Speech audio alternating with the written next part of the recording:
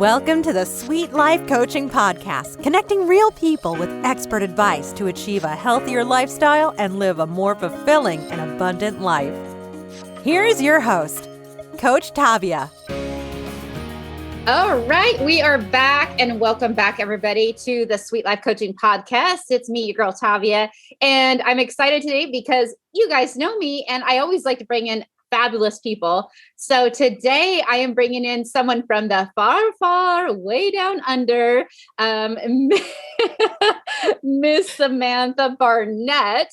And correct me again, okay, if I'm wrong. Okay, you are down in Australia, right? Yes. Not New Zealand, New Zealand. And you're in Queensland. I am in Queensland. Okay. Yes. Awesome. So welcome for being here. Yay, I'm happy to be here. And do you want me to call you Sammy?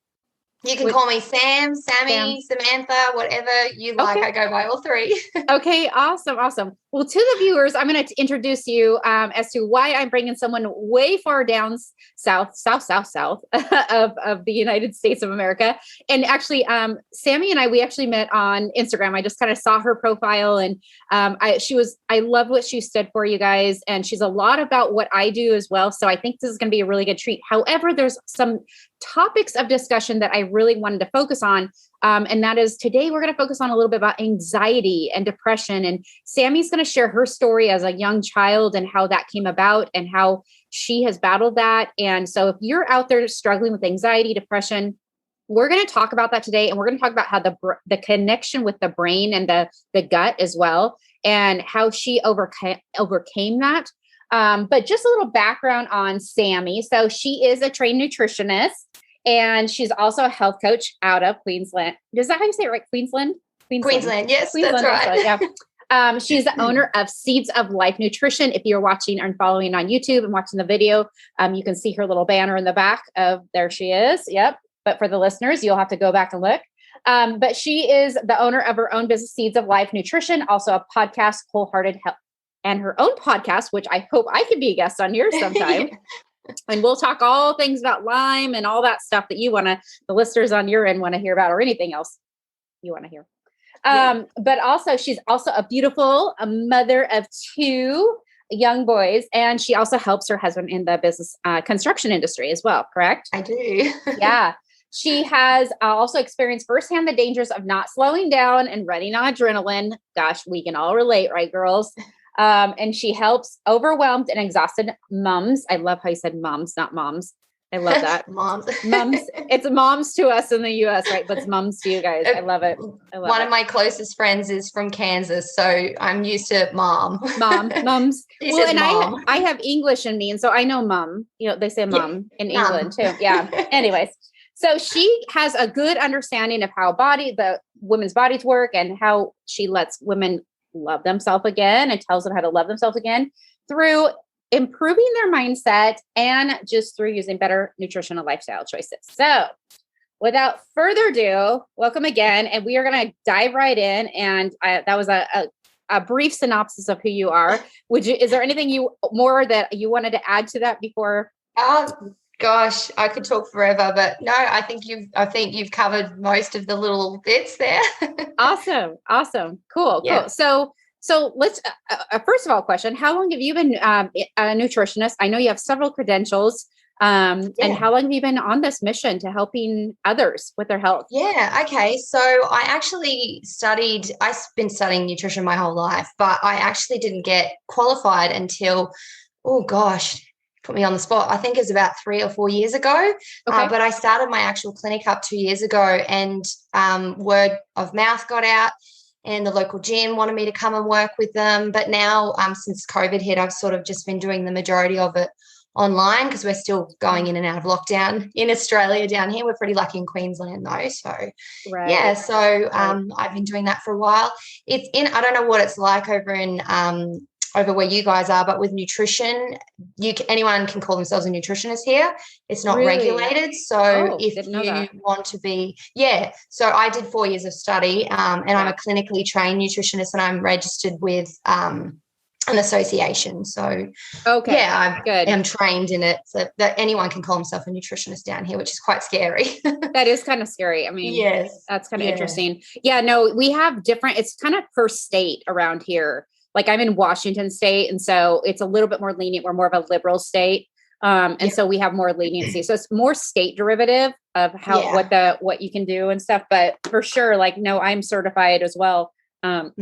Certified health coach. I am not a certified nutritionist. I'm going to tell that to people right now. I am not a certified nutritionist. I am a functional nutritional practitioner. Little bit different. So we have all these names, right? There's all different kinds of names and stuff. But the bottom line is we all love to help people and we're all doing the same thing.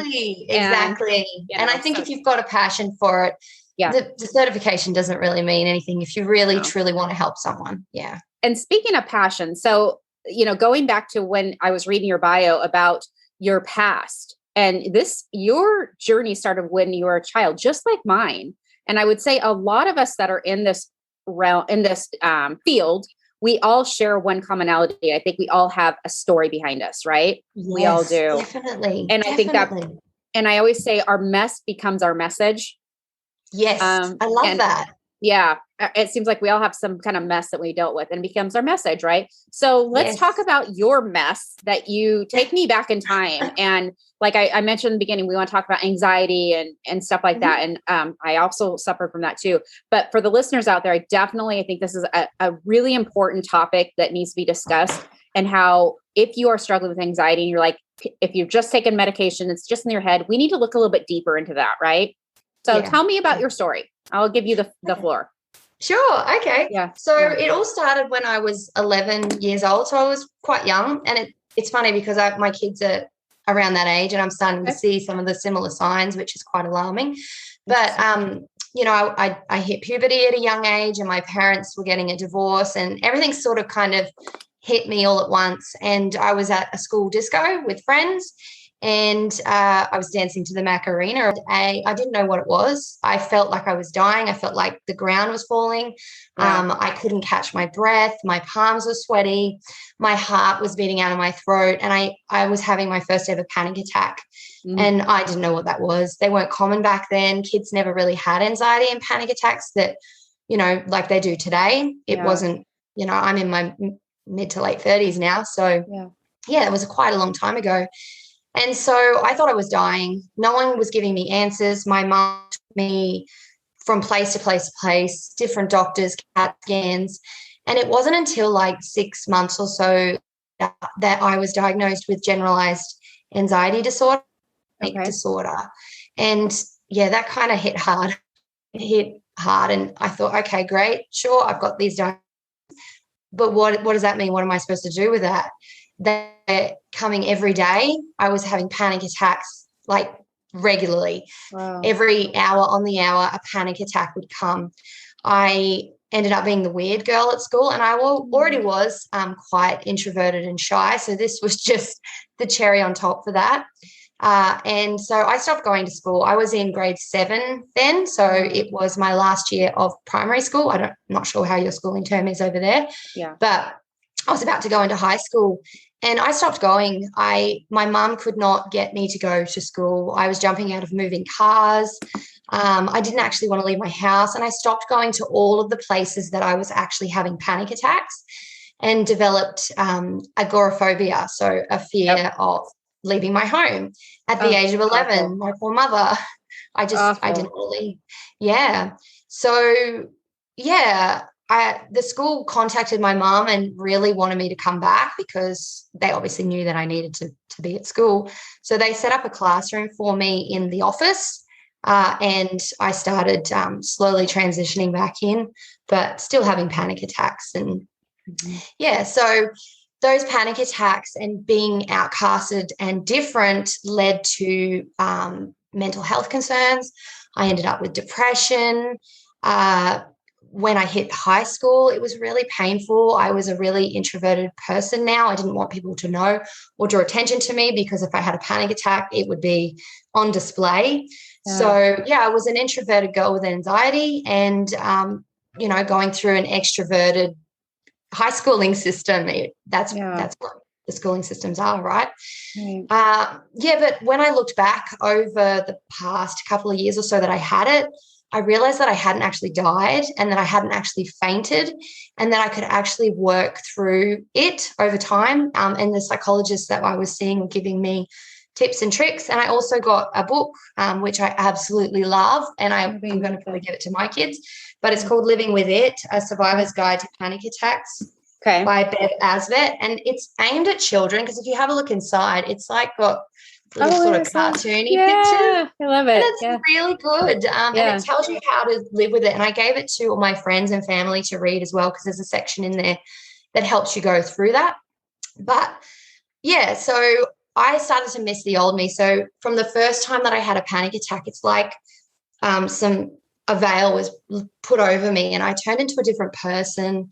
I wasn't myself anymore. So I started to breathe through the panic attacks and realized there were certain things that were triggering them, certain foods. My gut was just completely not good. I had severe IBS. It wasn't, I didn't know at that time that they were connected. That was later I realized. But I ended up on a mission to get the old me back. That was my new mission. So I started to improve my nutrition. So I think you guys call it the canteen at the tuck shop at our school. I started ordering more salady, whole foods rather than the processed foods that were in the tuck shop, the canteen. The canteen, I love it. The canteen, I love canteen. I realized that my bowel habits were not normal. They were very common, but not normal. It wasn't something that everyone was experiencing. I found out that exercise completely helped remove my anxiety, which was amazing. So I got into that. And I started to study nutrition. I actually put myself through an acting school as well, got up in front of crowds. But the problem was, as long as I could control everything, control what I was eating, control what I was doing, control the exercise routine, everything seemed to fit in place. But then when I met my husband and we got married, we built a home and we had children, I couldn't control anything anymore. And that's a form of anxiety, is controlling. And that's what I was doing. I was controlling my life to make sure that I didn't have a panic attack or anxiety. So I thought I was healed, but I actually wasn't. And so when we moved away and I had children, I lost my friendship groups because we moved away from where our friends were. My gut health was really, really bad after having children because I had no time I thought I had no time to actually look after myself, and I couldn't control the environment anymore. When you've got kids, you can't control the environment they're in. I developed postnatal depression with my second, and I had 2 jobs. I was working from home, and I was a full-time mum, and I was working in the city as well. So it was really tough. I was struggling, and I had lots of energy. I'd never stopped having energy, but my mind was like constantly go, go, go, go, go, a never-ending to-do list, and I was never in the present moment. And my depression just was there, but I was ignoring it. Wow. So after having the babies, falling out, my skin was really bad. I had severe sugar cravings. It wasn't good trying to juggle everything when you just don't feel well. But as a mom, I felt like I wasn't able to put myself first because my children and my babies and my husband's business were priority. So, reflux, IBS, you name it, it was all there. I was a bit of a mess. So I ended up forcing myself to join a gym because I knew that the exercise was good for my mental health. So I went back and I joined a gym. But because I was running on adrenaline, I decided to join a fitness comp while I was working 2 jobs, raising my children and running around like a crazy person. Let's just add one more thing, right? Yeah, let's just add that in. For me, it was more trying to prove that I could do it all. So I did. I signed up to the Australian Women's Natural Body Sculpting Competition in the fitness division. Cool. And so, it was pretty awesome. I met some amazing people. And within the first few weeks of doing it, my anxiety completely vanished. I was counting counting all my calories. I'd never done that before, but I was counting calories and measuring things and training hard and, getting my mind in the right place because I had to go up on stage, and I was an introverted person who had panic attacks, but the panic attacks had gone at this stage. So I was, if I could get through having anxiety, I could do this, right? But the problem was that about 6 weeks out from comp, my body decided to just crash. All this adrenaline that I had been running on over the last 20 years. Said no more. Yeah, no more. And I started to feel like I'd been hit by a truck. I couldn't pick up my kids. I couldn't even walk up the ramp with them without, that lactic acid building up in your leg. Yeah. Like, I'm like, something's not right. And I couldn't even stand up to do the dishes anymore. I had to sit down. Wow. Yeah. And it was like, what is going on? And I was just so emotional. And then I started to get sort of like a pain in my right side under my rib. And I was like, that's not right. Something's going on there. So I thought maybe I have a stomach ulcer. Yeah. So I drove myself to the hospital, and they did a heap of tests on me, and I was waiting for them to come back saying, it's a stomach ulcer. Yeah. But then the doctor come back, and I was on my own because my hubby was home with the kids, and he said, "Do you live alone?" I said, "No." And he said, "Do you take drugs?" And I said, "No." And he said, "Well, do you drink a lot?" I'm like, "I don't drink alcohol," because I wasn't drinking at that time. And he said, "Well, the test results have come back and you've got acute liver failure. Your liver's failing." And I was like, oh my gosh. Wow. Are you kidding? So I rang my mom, and my mom came in because I didn't want to upset the kids and my hubby because I was, always. Wait. How old were you when you said you had acute liver failure? How old were you? So it would have been, about 3 or 4 years ago. It was just before I finished my nutrition degree because I was studying nutrition at the time. So you're mid-30 or I don't know how old. You're 30. Yeah, I would have been 32. 32. Okay. Gotcha. Yeah. Okay. So it would have been a little just while. so the viewer or the listeners have. Yeah. So when I was training, everybody was commenting on how incredible I looked because I was fully ripped. I was very fit looking. And when you see those people in comps, you think, wow, I was the most unhealthiest I'd ever been in my life. And my body was actually crumbling from the inside. Yep. But nobody knew. I didn't tell anyone straight away. I was ashamed. Not amazing. Yeah. Wow. I felt so selfish. I've seen this before. I've seen this before. Yeah. And it's funny because now that I've, opened up and told people, I hear so many people that end up with kidney failure and all sorts from this. It's extreme sports. And I was doing, I was eating a lot of food, but it was more like a keto-based diet that I was doing. And all the fats. I think all the fats were too much for my liver, plus all the cortisol that it was trying to break down and all the toxins from my gut. Yep. It was too much for my body. So I ended up continuing with the comp, but I didn't train anymore because I put so much effort into it. I stopped training and I actually started eating carbs again, like a lot of them. Good. Yes.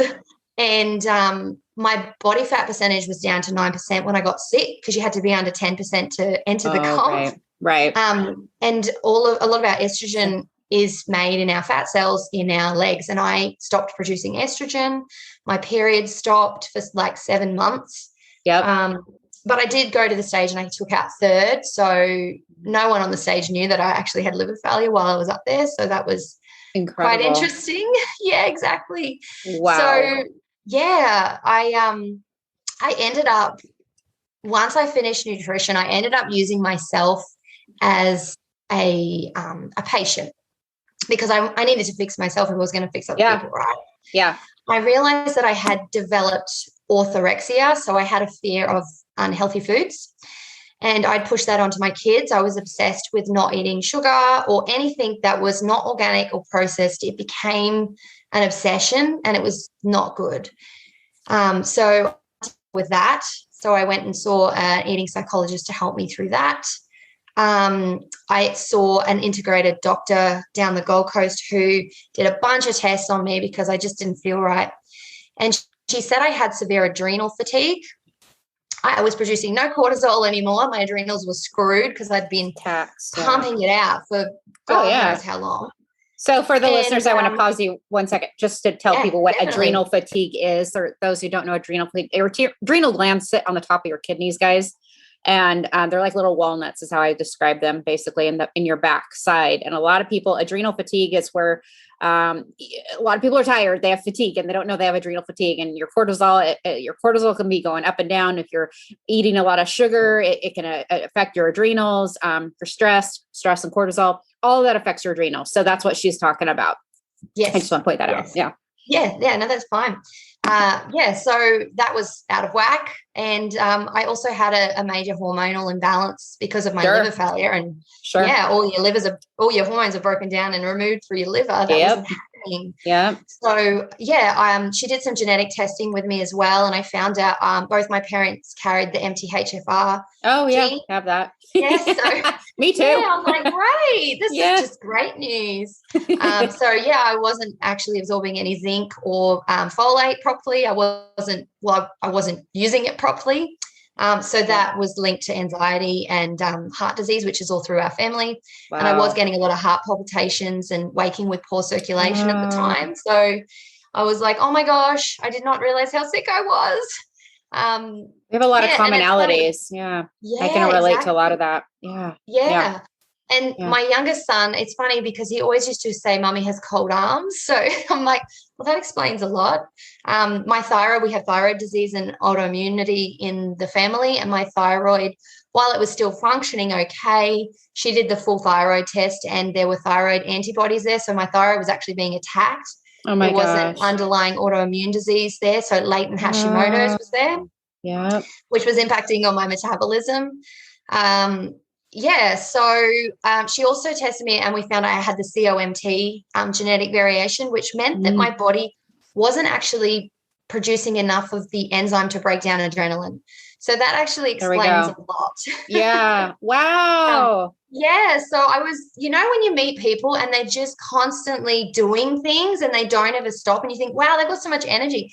That's me. I don't know how to sit down and stop. Well, I'm better at it now, but right. Yeah, that was me. I just always was, I always like, I could do that. I can do that. I can do that. And I think once you hit your 30s, 40s, 50s and you've been living that lifestyle, not so good. Right. So, wow. Major mummy guilt. I had to actually stop and slow down. That was the only way I was going to heal. And every time I sat on the couch, I had just waves of mummy guilt coming in and feeling like I wasn't helping anyone by doing that. Mom guilt. I conditioned myself. So I ended up going away. I don't know if you've heard of Dr. Libby Weaver over there. She's pretty huge over here. She did Libby Weaver? Yeah, she's great. Dr. Libby Weaver. I'll look her up. I don't know. She's fabulous. She actually did a weekend away. It was called Beautiful Me, I think it's called, down at the beach down here. Okay. So I went with a good friend of mine and straight away, when you meet someone and they're very intuitive, as soon as she met me after spending a week away with me, she said to me, your problem here, that's your problem. I'm like, what do you mean? She said, your problem is you're a people pleaser. And this is at the core of it for you. You have spent your whole life doing stuff for everyone else that it's impacted on your health. You're trying to seek approval from everyone. And when you don't get that, you go above and beyond to get it. And I'm like, I just burst into tears because I started thinking about it. And I thought, oh my gosh, that is me. That's what I'm doing. I'm just trying to please everyone. So I just was insane. So I came back and I said to my hubby, I need to change. I need to change my thoughts. I need to change my behaviors. Yep. I don't know if you've heard of the 5 love languages. Yeah, I did that with my hubby and it turns out mine is acts of service and his is touch. So I was constantly doing my acts of service for everyone because that's how I show love to people. And it wasn't necessary because it didn't mean anything to him. So that made sense to me not to do that anymore, which was wonderful. Mm-hmm. I started prioritizing my sleep because I always was not enough time, don't worry about sleep, but sleep's like so crucial for when we heal everything. Exactly. So I made that a priority, particularly with adrenal fatigue. You kind of need to. Oh, yeah. And I stopped labeling myself and shoulding myself. I stopped labeling myself as lazy and I should be doing this. I should be doing the dishes. I should be cooking dinner for kids. As moms, we do that all the time. Yeah. Right. I switched from running and doing HIIT classes to meditation and yoga. Yep. More mindful Yep. movement. I started doing more walks in nature and getting out in nature. Awesome. I started really looking at my gut health. So I did some testing and I found out I had SIBO, Yep. small intestinal bacterial overgrowth, and I had really low stomach acid, which was as a result of constantly being on the go. I was in survival mode. My stomach wasn't actually producing stomach acid. Yeah, I had to calm my farm. Over the last 3 or 4 years, I've learned to settle down. Yeah. Yeah. Not everything is urgent, and change my thought patterns and my perception of urgency and become present. Yeah. So that I don't need to be achieving all the time. Yeah. And it wasn't a quick fix. It was kind of like changing your lifestyle. Oh, yeah. And a lot of people, they come to me to fix their anxiety, and it's not a quick fix. You need to undo years and years of what you've done. And I'm actually going to be doing next year, I'm going to be doing NLP, neuro-linguistic processing, and NLP is awesome. Yeah, I'm going to be qualified in that, so I can, because I find with nutrition, I give people tools and advice. Yep. They take it home, and because they have the same behaviors and patterns, they don't make those changes. And that's the bridge between, nutrition. Fine. Yep. Exactly. Absolutely. Wow. Yeah. Oh my gosh. Now that's what I do in my clinic. I help other women on the same trajectory path as me, to help find their purpose and their reasoning behind why they do what they do every day. Why do you get up and do the same thing every day? Be true to yourself, be authentic, and love your body, listen to it. Because when you're constantly on the go, you can't stop and listen to your body. Right. Gosh, I've been talking nonstop. No, this is great. No, I wanted to let you just go with this because I think a lot of women could relate to you. I mean, a lot of the things you said, I'm like, yes. Like with me, I'm like, you and I are very similar in a lot of ways, but like I said, you took your mess and it became your message, and it didn't happen overnight, and going back to the 11-year-old little child down there, 11 years old, having anxiety, there was something mental that had happened back then. Have you ever gone back in time and actually kind of visited that to see kind of what triggered that? I did. I worked in with Amy Mingen, she's a hypnotherapist here who works with me. She did timeline therapy with me. And I love it. We've got anxiety all through our family, and a lot of it came down to sort of the way that women in our family have conditioned ourselves to believe that we are less, we are not authoritative figures. I don't know. I think subconsciously things kind of happen that way, and that we're not enough. And for me, the anxiety of trying to fit in at school and I think for humans, when we think about all the times that we're stressed, I don't like to use the word stress, but when we think about those times, when you think about, so for example, if you're trying to get to work and you're running late, are you stressed about the fact that you're running late? Or are you stressed about the fact that you're worried about how people will perceive you when you rock up late? They're going to see you as, lazy, not reliable. And to your core, you know that you're honest, you're amazing, you're a good mother. But as soon as someone sees you outside how you know you are deep down, it's like a stab, and you think, wow, this person doesn't love me the way that I want to be loved. And I think it really comes down to being loved, because as babies, that's what we need to be loved. Otherwise we don't get looked after, right? And I think that's conditioned into us at a really young age. And absolutely. I think that comes down to a lot of it for me. And realizing that you can get that from yourself. You don't need to look outside to get that love. You can love yourself.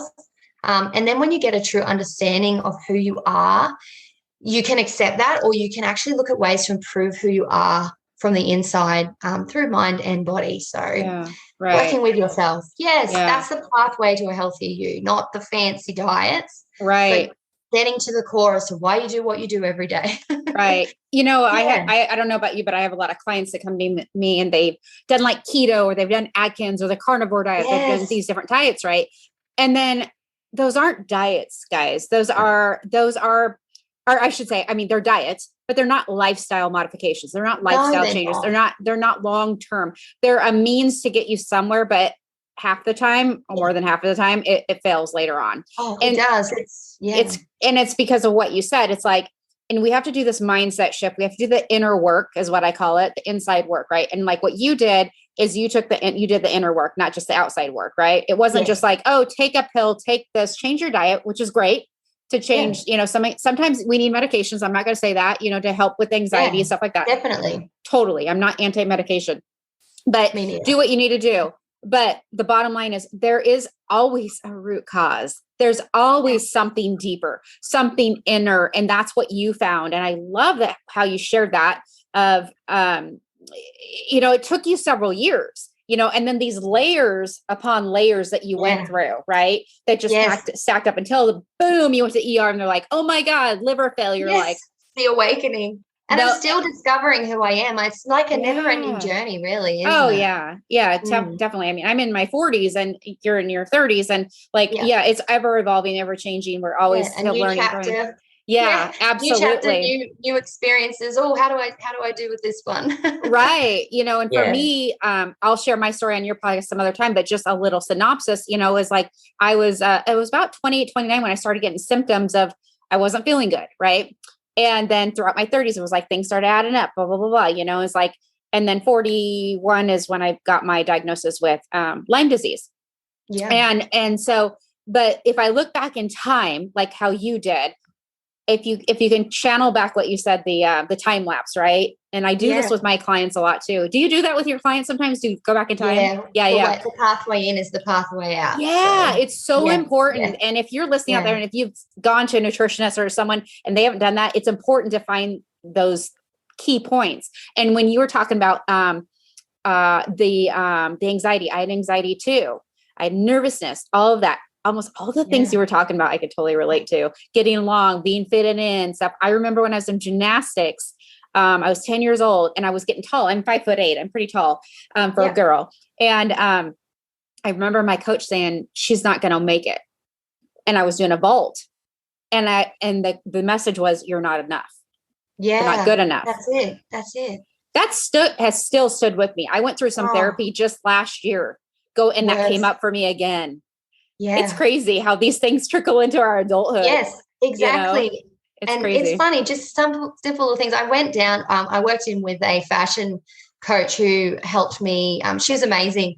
And I said to her, I never wear earrings. I don't like them on me. And she said to me, why don't you wear earrings? I said, I've never really thought about it. And then when I thought about it, I remember at school, a kid said to me that I looked like a boy when I wore earrings. Aww. And so from that day on, I never wore earrings. And it wasn't until I actually thought it said subconsciously the buried message itself somewhere in there. And now I wear earrings all the time. And I just think, gosh, isn't it funny how something that someone said to us at school can have such an impact on us later in life? Yeah. It's crazy. Yeah. It's so crazy. Yeah. Absolutely. Oh my gosh. So, okay. You shared so much information. I'm kind of like at this point, I'm like, I did overshare. No, this is awesome. I'm just like, I'm trying to absorb all this. And for the listeners out there, I'm like, you shared so much great stuff.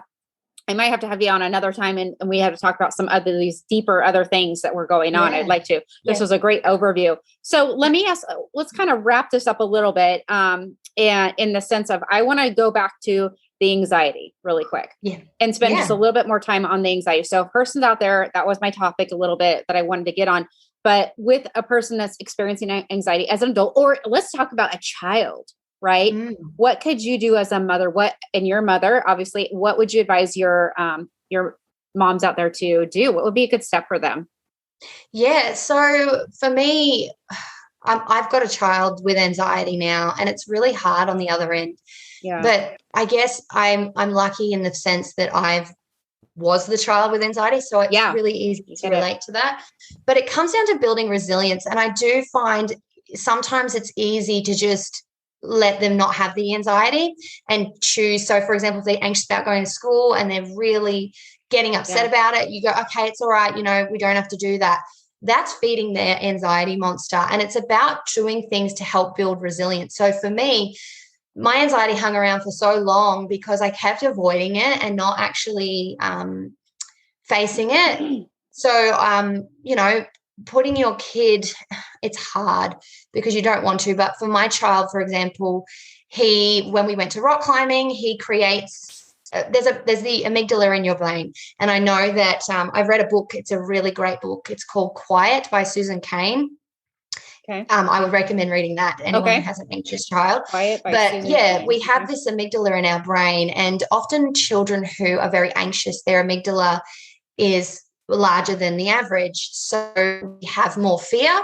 Anything that's new, we automatically don't want to do it because we fear change. We fear the unknown.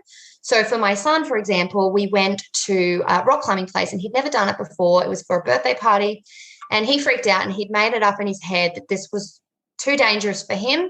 He'd never done it and he didn't want to try it just in case something bad happened. There's always the just in case. So he sat there and he missed out, and I missed out on so much as a child. Because of that, I didn't travel because I was scared of flying on a plane. Yeah. I didn't ever do anything. I didn't join the singing, the choir. I didn't do anything at school. And now I'm making up for that, obviously, but you miss out because your anxiety just captures you. Yeah. And so for me with my son, I'd say to him, I explained to him, it's only because it's something you don't know. But think of all the things that you've done that you don't know that weren't that scary in the end. And you actually enjoy doing them now. So I do them with him and I show them that they're not scary. And the more times you do that, the more resilience you build and the more that connection in your brain to your amygdala, your prefrontal cortex and your amygdala are going to talk more. And the prefrontal cortex is going to say to your amygdala, we've done this before. We know this person. They're not scary. But if you don't allow your amygdala to talk with your prefrontal cortex at all, you're never, ever going to know whether it's safe. And your child is constantly going to continue to hide from that anxiety monster. And it's just going to keep festering and growing and growing and growing until it just gets out of control. Wow. Yeah, so that's from that point there. But there's definitely things you can do with diet to stop that anxiety. So I found for me, I reduced grains and sugar. Gluten. Sugar definitely for huge. Sure. Yeah. Not so much grains, I guess, gluten, because we still have oats and things in our family. Same. Yeah, definitely. And definitely working on the gut. The gut's huge when it comes to anxiety. And I found that out. Oh, it's a game changer. Yeah, definitely. Your second brain. We also got the second brain. Yeah. Yeah. So definitely looking at making sure they've got good gut bacteria levels as well. And just working on those sorts of things are huge. And sleep as well, lack of sleep, and what they're exposed to as well. So I do find my eldest gets more anxious when he plays. I'm sure you've heard of Fortnite. Oh yeah, when he Fortnite, like building a fort. Okay, I know the game. So it's hard being a mum these days because all kids want to be gamers and YouTubers, right? Right. So I know. So trying to down-regulate that as much as you can. Yeah. But I guess being an example. So when my son sees me doing things that are scary and taking risks and doing things, he can see me as an example because he knows that I struggled with anxiety as a child. And investing in this book, this one here, is going to be huge because it's something that you can read and it goes through exactly what they're feeling, what a panic attack is. And so you can kind of get an idea of what they're going through. So they feel like they're with you because you can understand it. Yeah. Awesome. Yeah. Have you ever heard of the 5 techniques where you go, I think it's like 5, you count down when you're anxious, where you go like 5 shapes, 4 sounds, 3. Yeah. I can't remember the order. I do that with my clients, but I do it with 5 senses. 5 senses. So, it's like, okay. So 5 things you can see, 5 things, 5 things see, 4 things you can smell. You go through all the senses. Yes. Touch. Yes. Okay. Yes. So I've seen that many. Slowing down, meditation. Giving them activities they can do where they can be present. So puzzles are really good. I actually am a huge jigsaw puzzler. I get lost. When you get lost and you think, oh my gosh, I've been doing this for 2 hours. that's what you need more of, because your brain switches off and you lose track of time and everything around you. Right. And getting some of those in for your kids, and then getting them active as well is important as well. So right. All good things. Wow. Awesome. Yeah, no, these are all great tips. I mean, oh gosh, I thank you for sharing all those. Thank you. Thank you so much. I think those are really, really helpful. I've learned a lot just from you. So this is great. Awesome, Sammy. Well, I'm going to wrap it up here. Is there any final words, any final thoughts you want to share to any of the listeners out there today? Oh gosh, I guess just slowing down. That's where it's at. If we're constantly on the go, it's hard to listen to your body, because your body is constantly talking to you through signs and symptoms. That's how she talks to you, or he. And you need to slow down and listen to that. Slow down, and slow living's where it's at. And we're all at a fast pace. We've only sort of, it's only been the last 50 to 100 years where women in particular have had so many different things happening. Everything's so fast, and our hormonal systems do not understand it. We are not designed for the world we're in. So slowing down as often as you can, and getting to know whether that urgency is really just a perception that you've created in your mind or not. Yeah. I love that advice. That's great. Yeah. And I love what you said about we're not in the world that we used to, before. No. It's definitely different. And then take the whole nother topic is talking about detoxing and the toxins we're exposed to, and as opposed to, our children are exposed to so much more than we were, and, and everything. So that's a whole nother topic too. And we have to make sure that we are properly detoxing our body and cleansing our body, eating whole foods, eating good. Oh, there's so many factors. And I know so much, right? Yeah. And that's the thing. Like, we've been around on the planet for 250,000 years, Homo sapiens. Our stress response and our hormonal system has not changed. Yeah. We are still responding the same, but we have so many more stresses and triggers out there now, whether they're food related or psychological, whatever they are. They're everywhere. Can't get away from them. Right. That's why we need health coaches to help remind like you and me. Exactly. Awesome. So I want you to plug yourself. I want you to tell people who are listening how they can find you, and they can like you, and they can follow you on Instagram, right? And what is your handle? Yeah. What's your handle? Okay, so you can find me at Seeds of Life Nutrition on Instagram, where I'm particularly active in my stories with my little cavoodle Midas. You'll see him a lot in that. And you can also listen to me on Spotify and Apple Podcasts as well on my Wholehearted Health and Nutrition. And I offer one-to-one consults where I do blood pathology analysis, looking at it from optimal ranges, not the reference ranges that the doctors use. I do supplement checks. I do nutrition analysis. And I also just do the standard consultation if you want a full consultation with me. Awesome. I'm also running at the moment a 6-week group program that I do. I find most women that come into me with all these cascading problems, their number one concern is weight loss. Unfortunately, that's just the way everyone's conditioned. So, I approach it differently though. It's called Weight Loss Done Differently. So we look at all the factors that impact on excess body fat. Why is your body holding on to body fat? So we go through all the body systems and we work together on that. So gut, adrenals, thyroid, liver, all of those systems. So I'm doing an intake every 2 months in the group. So that's in my Instagram link as well. You can see that there. So you can find you at Seeds of Life Nutrition on Instagram then. And then there's also links to your podcast and if they want to book a consult with you. Yeah, definitely. Awesome. Cool.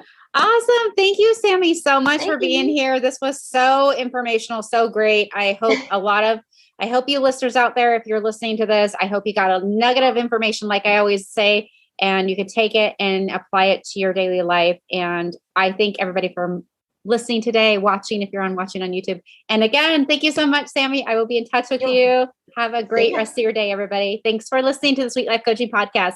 See ya. Bye-bye. You've been listening to the Sweet Life Coaching Podcast. To learn more about the topics mentioned on today's show, please visit sweetcoachtavia.com.